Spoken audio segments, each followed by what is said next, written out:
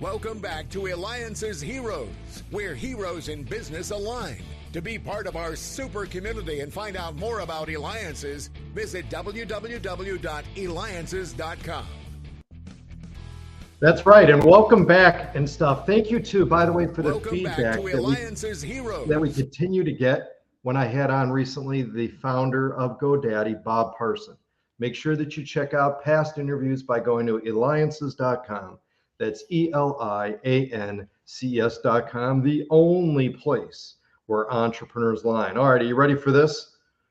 All right, we've got with us, I'm going to first tell you about his background. Hall of Fame athlete, Ivy League scholar, if that wasn't enough, 3-time presidential aide, philanthropist, inducted into the Kansas City Chiefs Hall of Fame in 2009 as the most accurate kicker in NFL. With that, please welcome Nick Lowery. All right, Nick, how are you? I'm great. And I want to thank, first of all, everybody. It's Alliances with one L, because I want everybody to know it's the best business networking I've ever seen in 27 years now of living in the Valley. So thank you. Wonderful. And we're so grateful that you're a member of Eliances. You come to a variety of events and stuff. And definitely it's phenomenal having you part of it and having you there and involved. So you're involved in a lot of projects. Let's first just jump in here, though. What does it mean to be naked to you? In other words, about your book, Naked and Alone, with not one, but 80,000 people. Is that possible? Yeah, my book's coming out next month because to me, the hardest thing for all of us is to confront being rejected, confront actually our dreams, and do it in front of 80,000 people, or many times 10 to 20 million people watching on television. That's what a kicker has to do. And it took me till my third year to be ready for that. So I talk about how I was rejected 11 times by 8 teams, and the process internally, but also the lessons that apply to all of life, which is to look at giving ourselves permission to make as many mistakes as quickly as possible. Not stupid mistakes, not life and death mistakes, but what I would call healthy risk, so that we get to not only understand what to do, but maybe more importantly, what not to do, how not to kick a field goal. And so for me, from that point on, the blessing of being rejected was having that eternal hunger to keep getting better, to not just be great 1 year or 2 years, and to beat out the greatest kicker, by the way, in the history of the game, Jan Stenerud, to break all his records. None of that would have happened without 2 years of trial and lots of errors. So the book's about that, about enduring that.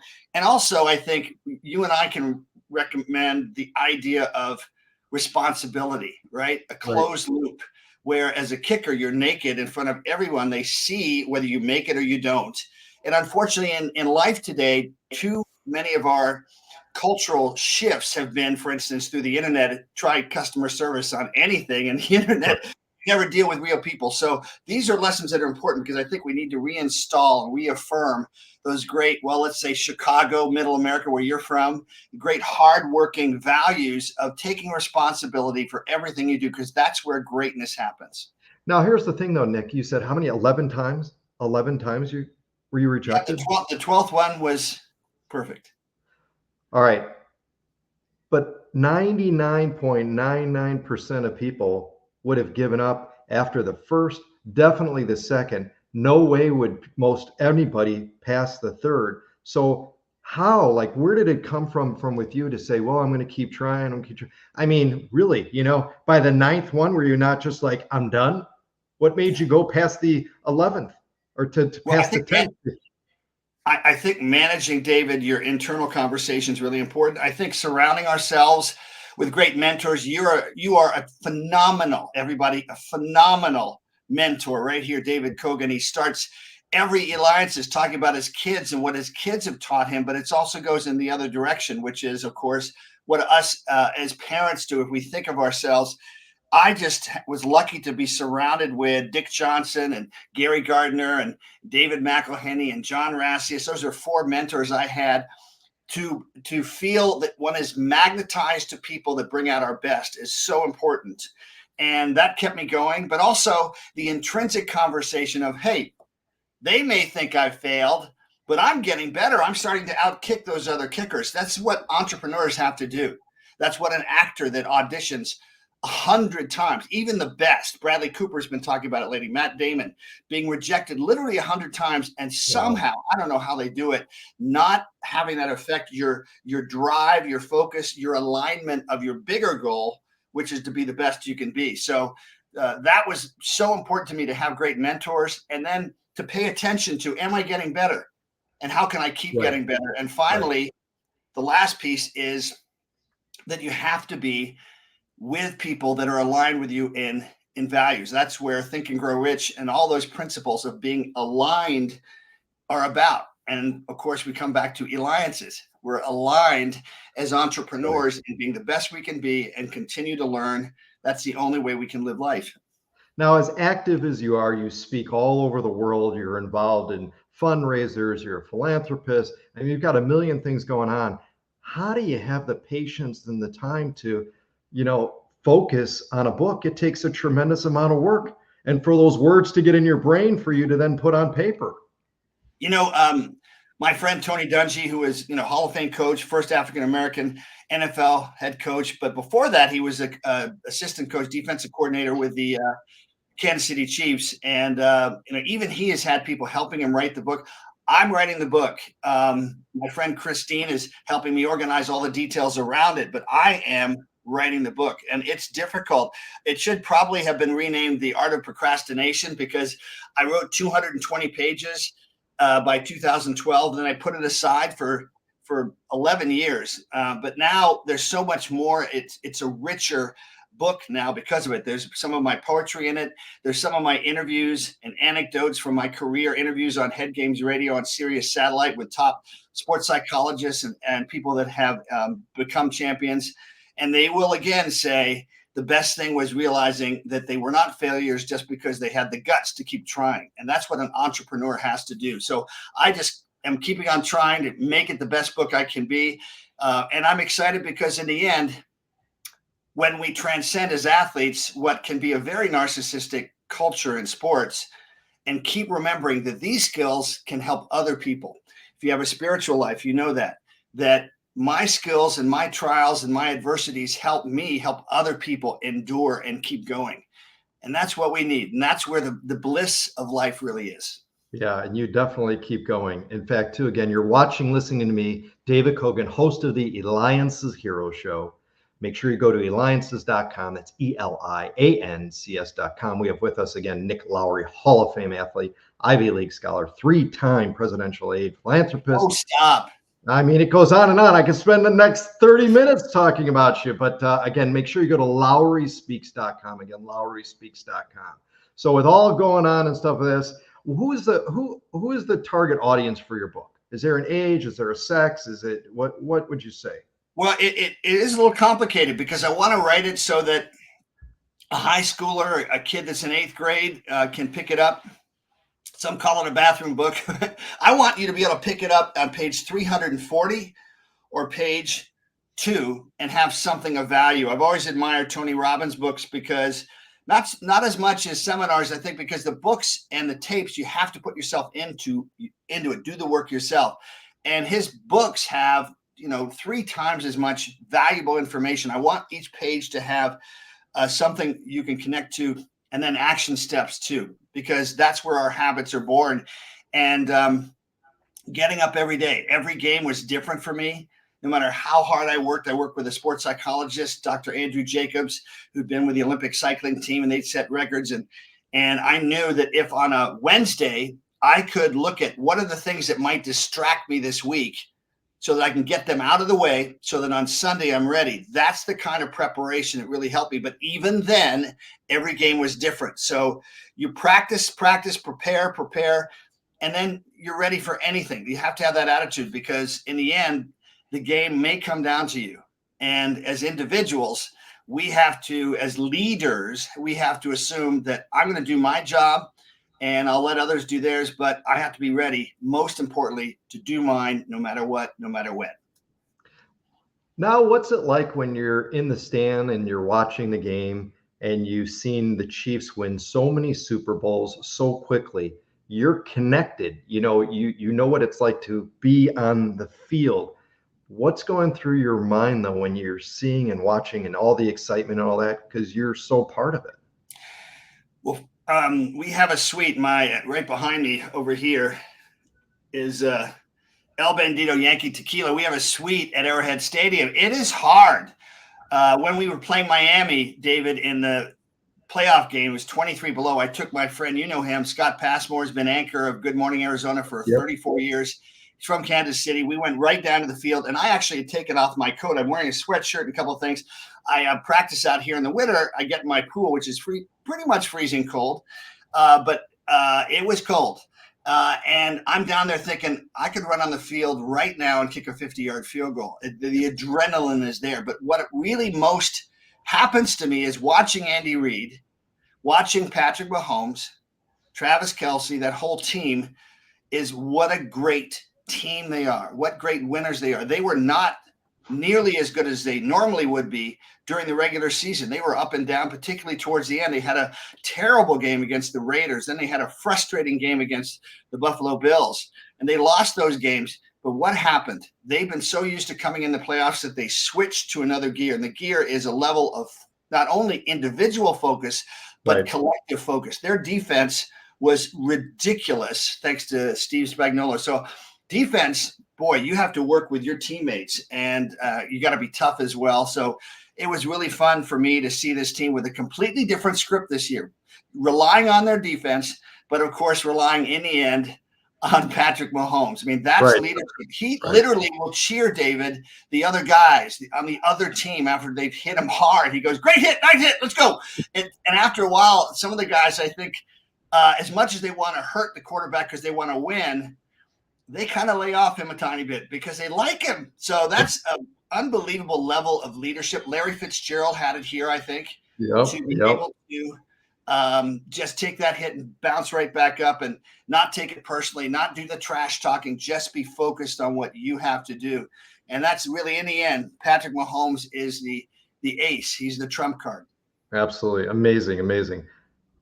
Nick, where do you get all your energy though? And you stay so healthy and stuff. You've got you just, every time I see you, every time we've talked and stuff, you've just got so much energy behind you, no matter what day. And we've spent an evening together, early in the morning and various times. Where does that come from? Like what's your daily routine or something? David, thank you. Well, you've got pretty good energy.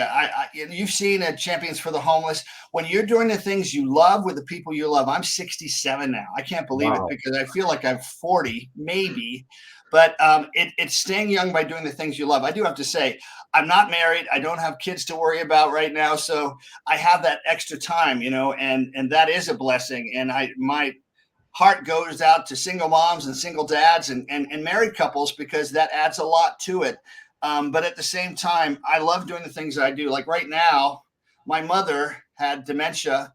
My brother, Chris, you might remember, came out here for 3 years, was making progress. And then COVID happened and he got prostate cancer. And suddenly he was hospitalized 6 times in 11 months and died, probably mostly from the complications of Alzheimer's.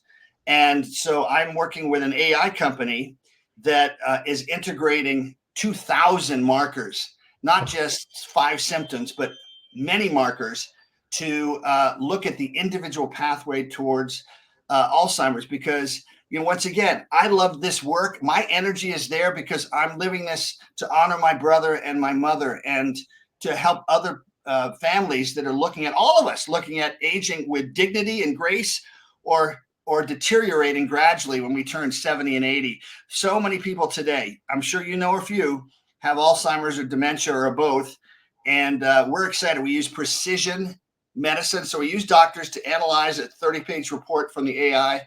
And this is going to be all over the world. There is so much demand, unfortunately. But the good news is the trials we've done, David, we've been able to literally stop the progress, or if you will, the deterioration into Alzheimer's and dementia 75% of the time. So just like with cancer, when you diagnose something early, even if you and I mean, you're only 25, I know, but we probably have some of those markers of dementia in us. I know when I walk into my kitchen, there'll be times when I go, what was I coming in here for? Right. But if we diagnose it early, we can stop it. And I think that's what would be better than a generation of people in their 70s and 80s that can be great mentors, great leaders, great storytellers like you are. And with our memories, what do we take with us? If our bodies get older, but our minds stay young, we can help this world be a better place and bring us, with all the divisiveness on the right and the left, bring us together in what we all agree on, hard work, loving our family, great community members, taking responsibility, maybe even paying a few taxes. I love it. Love it. All right. So we've got time for one more question here. And I think this is important too. Out of your entire football career, if there was one point of most excitement, or perhaps what you felt make the biggest impact on your life, because you carry, right, every game, everything, all that going forward. But if there was one point that was the turning point, the aha moment, what was that? Well, I'm going to give you one in high school, one in my pro. High school was Dick Johnson had trained us to be able to run on the field. This is a high school team with no timeouts and kick a game-winning field goal. My last game of my high school career for St. Albans against Landon, our big rival, they were going to win the championship. And we were down 7-6. And it was muddy, it was cold, it was rainy, and I'm talking not light. I mean, it was muddy and rainy. But because we prepared for adversity, we drove right down the field. I ran on the field with 20 seconds left. We got the ball off with 2 seconds left and hit a 43-yard field goal that went through the uprights as time expired. And all the other fans, there were 5,000 people there from the other team, were running on the field because they didn't think a kicker could make that kick. Right. And watch the video, which I didn't see for 25 years. I watched it about 10 years ago. There's a delay, and then all our people come on. So that's the first thing, is the idea that there is greatness in all of us, and I may have had potential, right? The second thing is the opposite, which is we're playing Cleveland, and in 1989, so it's many years ago, but the lesson still proves out. I missed a field goal at the end of the game. I actually kicked one with 4 minutes left to tie it. And the conditions were terrible, I will say, but still, I missed one. They were offside. I missed another one. And then overtime, I missed another one. It's like, what is wrong with me? And it really dug deep. It really tore a hole in me. I was most accurate kicker in NFL history, and here I am totally letting down and choking on my team. Now, we went on at the end of the season. Joe Namath was announcing, and we beat the Miami Dolphins with the last-second field goal. But that season was and that game turned around my attitude. I just dug deeper. I'm 34. I know they're going to try to find a replacement. And I just worked harder than I ever had. Not only physically, I stopped running distance. I got muscular. I put on 10 pounds, but I also did a lot of work internally. So I felt independent. I felt like my directive was in here. So no one, when you're on the sidelines, you've got 10,000 people within hearing distance, right? At least a couple of them are going to say a few things you may not want to hear. Very Shakespearean, loving sonnets, as they do in Chicago, for instance. And I went on to lead the NFL in scoring. I went from 77%, which was a record. The old record was 72%, up to 87%. I had 24 field goals in a row, then 21 field goals in a row the next year, then 22 for 24. I just took it to another level. So the failure taught me how deep can I dig? How hard can I work, and how smart can I work to get even better than I ever thought I could? So that game, all those rejections, that was the public thing. The Kansas City Star had a cartoon, David, and I was like one of these clowns with a box coming, exploding, a spring coming out of my head, because that one game they thought, oh, this guy's lost it. So how quickly fame, success can be taken away. We have to invest and align with our best so that those things only teach us and make us better. You're right. Oh, absolutely phenomenal. I got to tell you, you were here today. We had this opportunity again. Nick Lowery, Hall of Fame athlete, Ivy League scholar, 3-time Presidential League philanthropist, inducted into the Kansas City Hall of Fame. 2009 is the most accurate kicker. Make sure you go to LowerySpeaks.com and make sure that you get his book too. Naked and Alone with 80,000 people. How many people could say that? Nick, thanks again so much for being on the Eliances Hero Show. Thank you, brother. And hope to see you at Eliances meeting soon, but you got to dance with me now too. Got to do a little dance though. Got to do a little dance. You're the best.